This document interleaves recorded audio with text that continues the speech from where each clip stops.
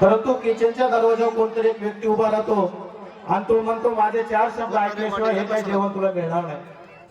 अगदी त्याचप्रमाणे आपण सकाळपासून आजच्या या सांस्कृतिक कार्यक्रमाची या ठिकाणी वाट पाहतात. या कार्यक्रमामध्ये साजरे होणार नृत्य, गायन, नाटक या सांस्कृतिक मेजवानीसाठी प्रमुख पाहुणा एक असा वक्ता आहे की त्यासाठी तुम्हाला थोडंफार थांबावं लागतं. परंतु मी तुमचा अधिक न वेळ घेता तुम्हाला सांगेल की या सांस्कृतिक कार्यक्रमाचा आपण आवश्यक लाभ घ्यावा. कारण शालेय जीवनामध्ये याच कार्यक्रमातून आपल्याला व्यासपीठाची संधी मिळते, याच कार्यक्रमामधून आपल्या सुप्त गुणांना संधी भेटते आणि याच कार्यक्रमामधून आपल्या सर्व गुण संपन्न व्यक्तिमत्वाची जडणघडण होते.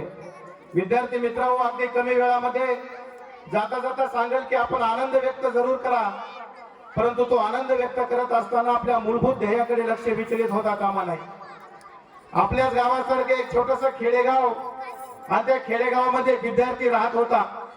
त्याच्या वडिलांचं निधन झालं होतं. त्याची आई त्याचे पालन पोषण करायची. परिस्थिती आर्थिक बेतालीची असल्यामुळे आई दुसऱ्यांची मजुरी करून आलेल्या त्या मजुरीतून आपल्या मुलाचं शिक्षण पूर्ण करायची. गावातील एक दिवस यात्रा भरली आणि आईच्या मनामध्ये चिंता आली की उद्या गावची यात्रा आहे, माझ्या मुलाला आनंद मिळावा, त्या यात्रेमध्ये त्याचा मनसोक्त त्या ठिकाणी तो फिरून यावा, त्याने त्या ठिकाणी खावं, रात पाळण्यामध्ये बसावं. यासाठी ती एका घरी जाते जिच्या शेतामध्ये त्यांनी आदल्या दिवशी काम केलं असतं. त्यांना विनंती करते की मला माझ्या मजुरी द्या, कारण उद्याच्या जत्रामध्ये माझ्या मुलाला त्या ठिकाणी आनंद भेटला पाहिजे. आईनं पैसे आणले. सकाळ झाली. त्या मुलाचे इतर मित्र दरवाजामध्ये आले. तो आपल्या आईला म्हणतो, आई आवर लवकर, माझे मित्र दरवाजामध्ये आलेले आहेत. त्या ठिकाणी आई चिंताग्रस्त असते. घरची परिस्थिती अतिशय हालाकीची. चुलीवर त्या ठिकाणी दुधाचं पातेलं तापायला ठेवलेलं असतं.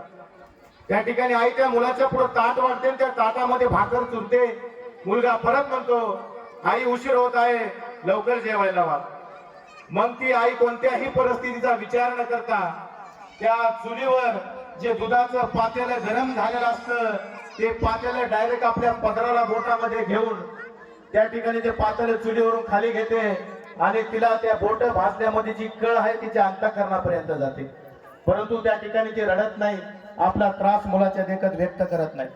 मुलगा पैसे घेतो, यात्रेमध्ये जातो, दिवसभर यात्रेमध्ये फिरतो, रथ पाळण्यापाशी जातो, खेळाच्या गाड्यावर जातो आणि खाण्याच्या पालावर सुद्धा जातो. मुलगा दिवसभर फिरून आल्यानंतर आई विचारते, बाळा कशी झाली रे यात्रा? मुलगा म्हणतो, सर्व सांगतो, फक्त तुझे डोळे झाक. आईला डोळे झाकायला लावल्यानंतर मुलगा अलगद हातामध्ये पाठीमागे आणलेली एक वस्तू पुढे घेतो. आईला म्हणतो, मी तुला त्या ठिकाणी भेट वस्तू आणलेली आहे. आणि आई ज्यावेळेस डोळे उघडते त्यावेळेस तो मुलगा तिच्या आईच्या हातामध्ये पक्कड देतो. पक्कड. स्वतःच्या खर्चासाठी दिलेल्या पैशामध्ये त्या मुलाने स्वतःचा कोणताच आनंद व्यक्त केला नाही. परंतु सकाळी त्या ठिकाणी मला जेवायला वाढत असताना आईने दुधाच्या पातेल्याला पक्कड नसताना स्वतःच्या हाताने पातेलं खाली घेतलं आणि त्यामध्ये माझ्या आईचे बोट त्या ठिकाणी भाजले. हे आईचं दुःख त्या ठिकाणी मुलाने जाणलं आणि आईला यापुढे त्रास होऊ नये म्हणून त्या ठिकाणी पक्कड आणली.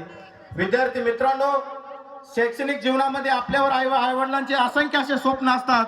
ते पूर्ण करण्यासाठी आपण प्रामाणिकपणे प्रयत्न करावा आणि आपल्यासारख्या गोरगरीब समाजात, गोरगरीब कुटुंबात जन्माला आलेल्या व्यक्तीला जर मोठं व्हायचं असेल ना, तर डॉक्टर बाबासाहेब आंबेडकर म्हणतात, शिक्षणाशिवाय दुसरं कोणतंही साधन नाही.